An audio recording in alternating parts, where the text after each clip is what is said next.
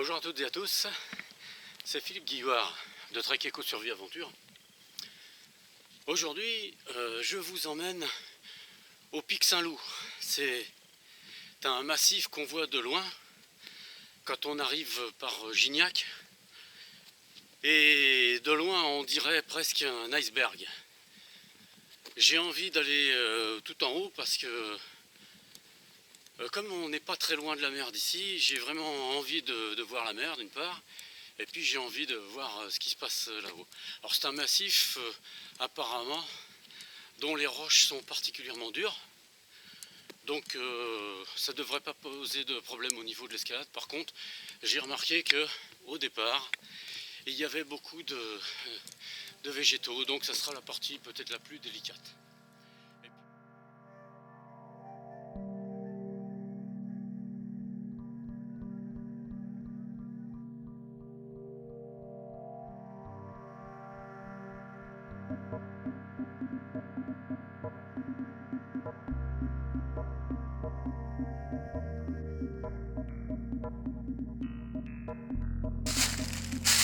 Je remonte ici une forme de lit, mais c'est pas le lit d'une rivière, c'est le lit des eaux de pluie. C'est vous dire l'importance des eaux qui coulent quand ils se mettent à pleuvoir. Vous voyez, il y a à peu près 2,50 m de hauteur ici, ce qui est la partie haute.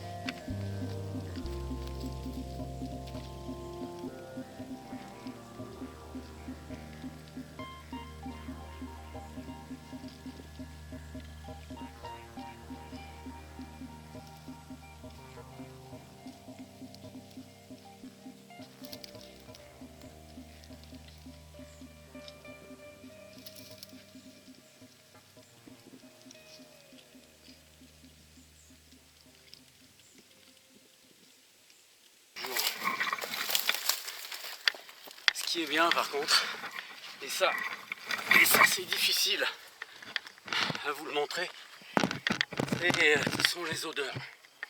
Parce que, comme je vous l'ai dit tout à l'heure, les végétaux qu'on rencontre ici, c'est beaucoup de térébinthes, des lentisques,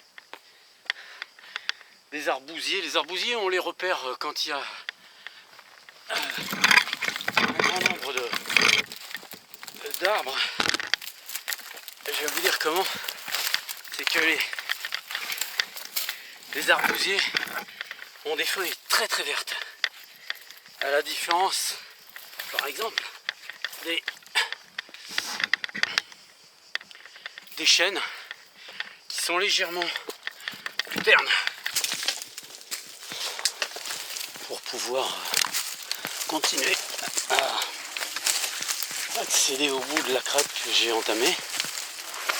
J'ai choisi d'être dans les bois parce que, encore que j'ai pas beaucoup de choix non plus, mais il fait très chaud et pour l'instant il vaut mieux préserver son capital énergie. Alors, allez voir d'ici. Voilà. Là-haut, si vous faites bien attention, voilà, il y a une croix.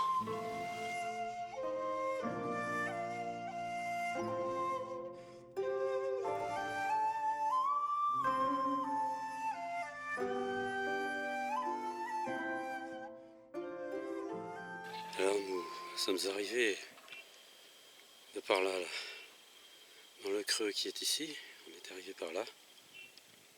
Voyez. Et on a suivi la crête qui est là. Et à travers les bois, nous avons ensuite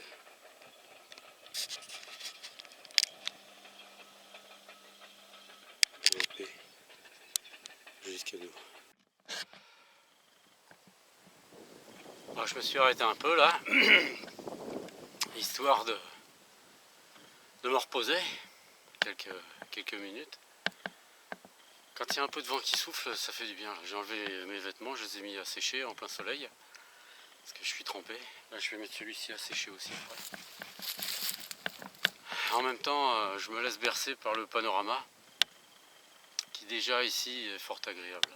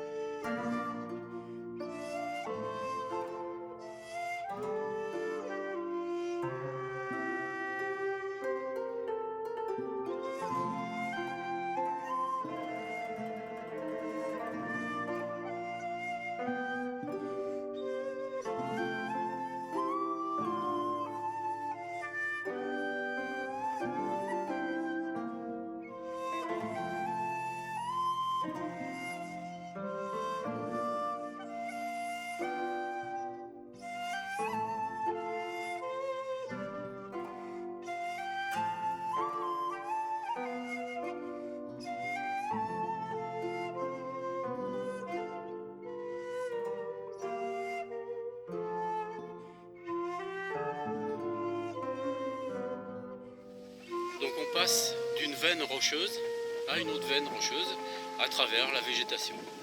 Et là, si vous le voyez derrière moi, eh ben, en quelque sorte, voilà, c'est la partie qui me reste à monter maintenant pour pouvoir accéder au sommet. Et j'ai passé d'une veine à une autre. Alors ça rend le trek, je dirais, plus facile. Voilà. Là en bas, si vous voyez, on voit les veines qui se dessinent. Ici. Après un peu plus loin là-bas. Donc on passe d'une veine à une autre et ainsi de suite. Et entre les deux, évidemment, on traverse des bois.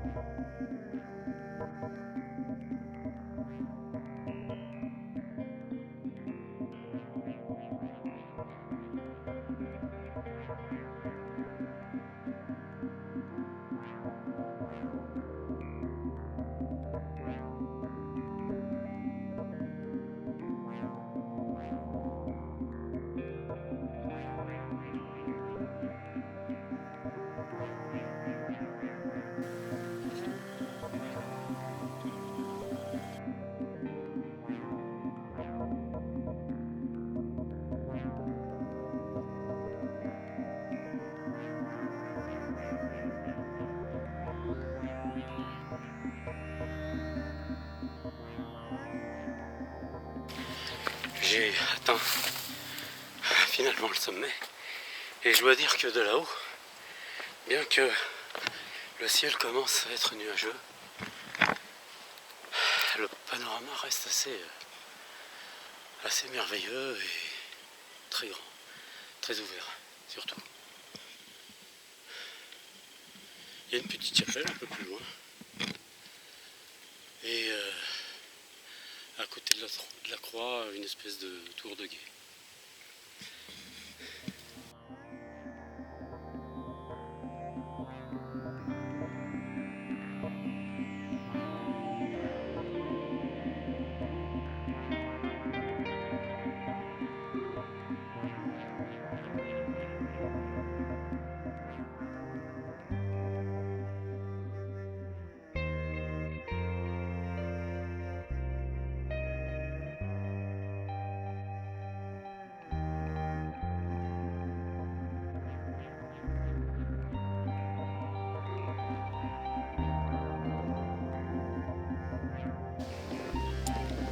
Le vent s'est levé, le ciel est nuageux maintenant.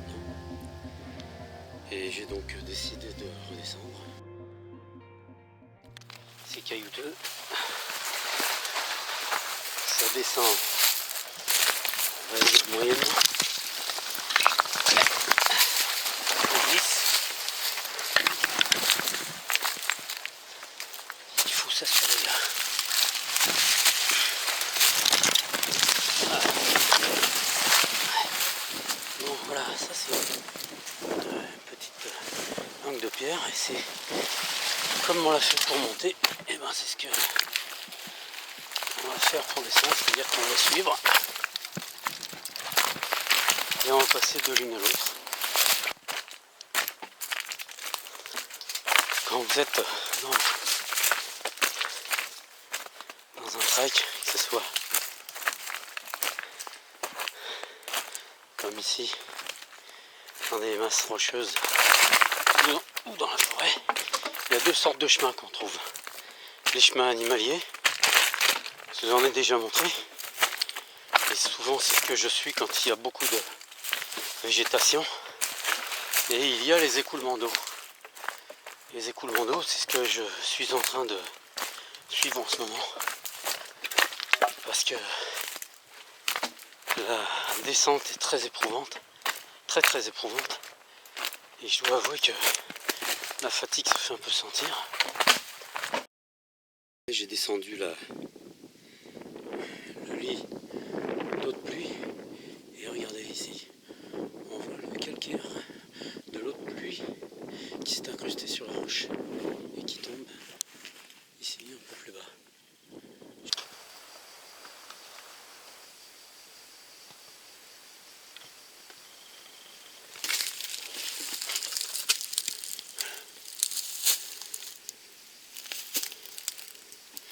Voilà, on voit bien l'écoulement.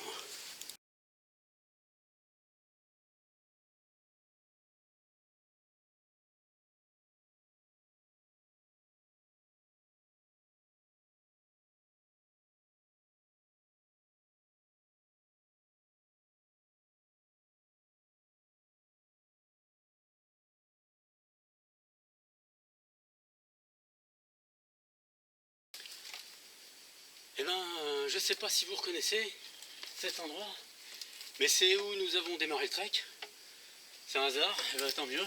Voilà, ben, c'est là que nous allons le terminer aussi. C'était vraiment très chouette, c'était dur, hein, pénible, surtout la descente. D'autant que on est parti, il était 10h, là il est 18h passé, donc ça fait à peu près 8h, vous voyez. Voilà, bah écoutez, j'espère que ça vous aura plu. Je vous dis à bientôt, et puis bonne soirée à vous, hein.